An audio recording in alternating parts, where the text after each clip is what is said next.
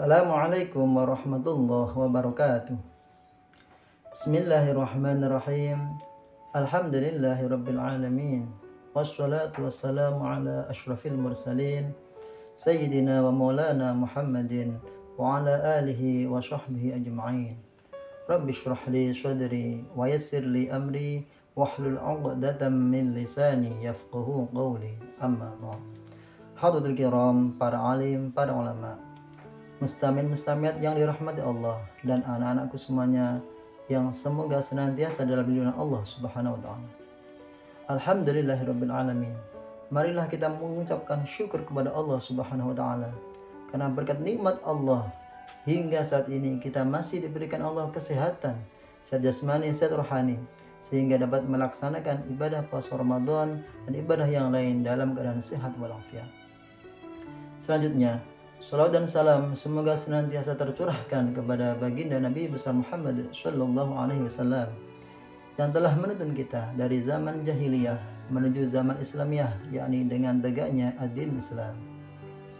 Hadirin sekalian yang berbahagia, pada kesempatan yang mulia ini perkenankanlah kami akan menyampaikan sebuah materi yang berjudul ketaatan Nabi Ismail alaihissalam. Hadirin rahimakumullah, Nabi Ismail alaihissalam adalah salah satu dari putra Nabi Ibrahim alaihissalam.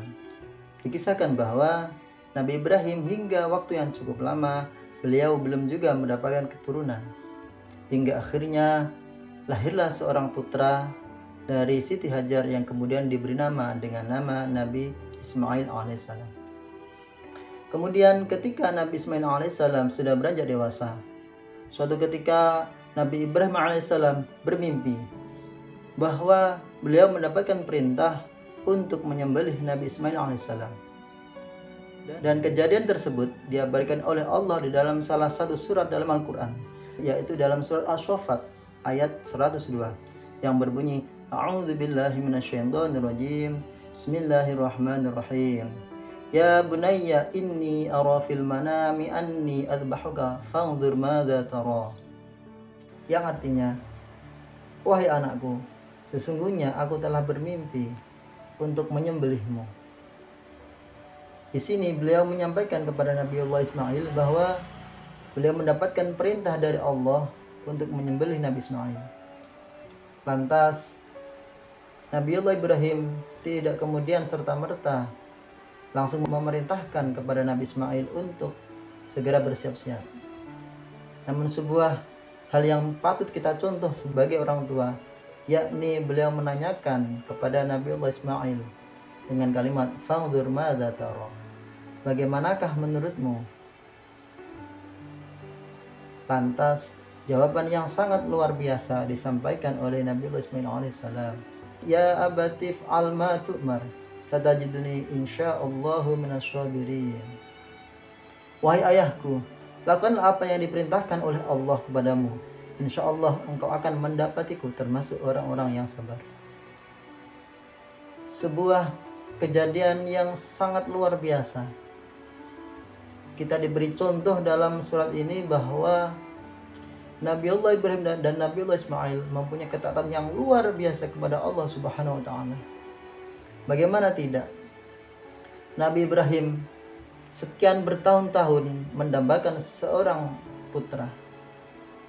Akan tetapi ketika putra itu sudah beranjak dewasa, sudah sering membantu, sudah menjadi kebanggaan orang tua, lantas mendapatkan perintah dari Allah Subhanahu wa taala untuk menyembelihnya.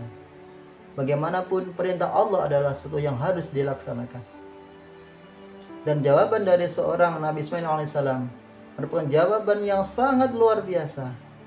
Bagi seorang yang taat kepada Allah, beliau tidak ragu untuk mengorbankan nyawa karena itu adalah perintah Allah Subhanahu wa taala. Hadirin rahimakumullah. Dari peristiwa tersebut dapat kita ambil hikmah, yaitu yang pertama adalah kita harus taat kepada Allah Subhanahu wa taala. Dalam bentuk apa? Yang pertama, sebagai seorang muslim, kita diwajibkan oleh Allah untuk melaksanakan sholat 5 waktu. Mulai dari sholat zuhur, asar, maghrib, isya, subuh. Semuanya harus kita laksanakan kalau bisa kita laksanakan tepat pada waktunya. Oleh karena itu anak-anak, apabila di rumah atau di sekolah kita diperintahkan oleh orang tua kita untuk melaksanakan sholat, maka bersegeralah kita berangkat untuk mengerjakan sholat 5 waktu. Karena apa? Dengan kita sholat, maka kita sudah melaksanakan kewajiban kita kepada Allah Subhanahu wa Ta'ala. Yang kedua, melaksanakan puasa di bulan Ramadan.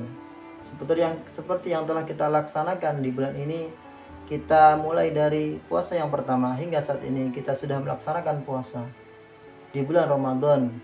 Mulai dari pagi hingga sore kita sudah menahan lapar dan haus semata-mata melaksanakan perintah Allah dan untuk mendapatkan ridha Allah Subhanahu wa Ta'ala. Dari sekalian yang berbahagia, yang kedua adalah kita harus patuh kepada orang tua. Kita berkewajiban untuk hormat, berbakti kepada kedua orang tua kita. Ingatlah sebuah hadis yang berbunyi, ridallahu fi ridal walidaini wa sukhtullahi fi sukhtil walidaini. Keridhaan Allah berada pada keridhaan orang tua, dan murka Allah tergantung murka kedua orang tua kita. Oleh karena itu, anakku sekalian, andaikan kita belum bisa membahagiakan kedua orang tua kita, maka janganlah sekali-kali kita menyakiti hati mereka dengan cara apapun dan dalam bentuk apapun. Karena apa? Dengan kita menjadi orang yang baik, dengan kita menjadi orang yang berbakti kepada kedua orang tua kita, maka Allah akan mengirimkan kepada kita anak-anak yang baik kepada kita sebagai balasan karena kita sudah baik dan berbakti kepada kedua orang tua kita. Hadirin sekalian yang berbahagia, kiranya itu yang bisa kami sampaikan. Mudah-mudahan ada guna dan manfaatnya. Dan kami akhiri wabillahi taufiq wal hidayah wa ridha wal inayah. Assalamualaikum warahmatullahi wabarakatuh.